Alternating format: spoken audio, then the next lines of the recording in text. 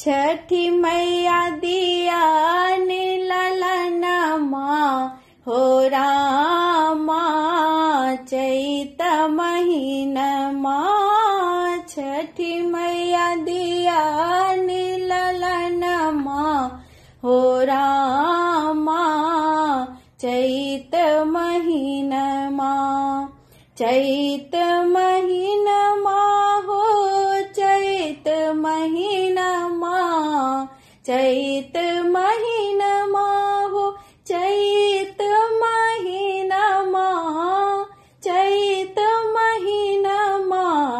चैत महीनमा हो चैत महीनमा। छठी मैया दिया ललनमा हो रामा चैत महीनमा। गाय गोबर सो मैया घाट निपायब। अरिपन पारब माहे सिंदूर लगायब। गाय गोबर सो माहे घाट निपायब। अरिपन पारब माहे सिंदूर लगायब। खरना करब संग सजना हे छठी मैया चैत महीनमा।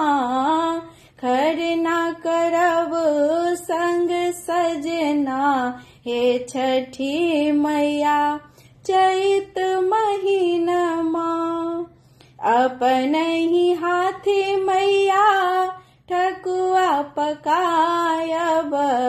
फल कुसियारे दाका ढाकी सजायब। अपन ही हाथे मैया भुसबा बनायब। फल कुसियारे दाका ढाकी सजायब। माथ उघायब बलमुआ हे राना मैया चैत महीनमा। माथ उघायब बलमुआ हे राना मैया चैत महीनमा। जल बिच ठारे भयादित गोहरायब। अगवे दूध दीनानाथ अर्घ चढ़ायब।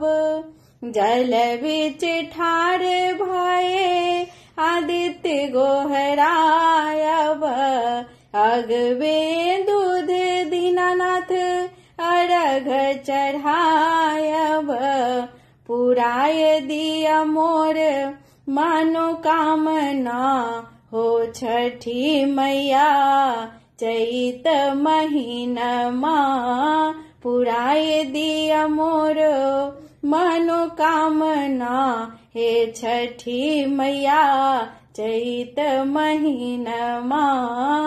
छठी मैया दिया ललनमा हे छठी मैया चैत महीनमा।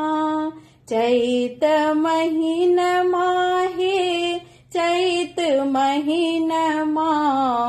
चैत महीनमा हे चैत महीनमा।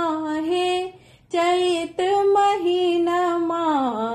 चैत महीनमा हे चैत महीनमा। छठी मैया दिया ललनमा हो रामा चैत महीनमा। छठी मैया दिया ललनमा हो रामा चैत महीनमा।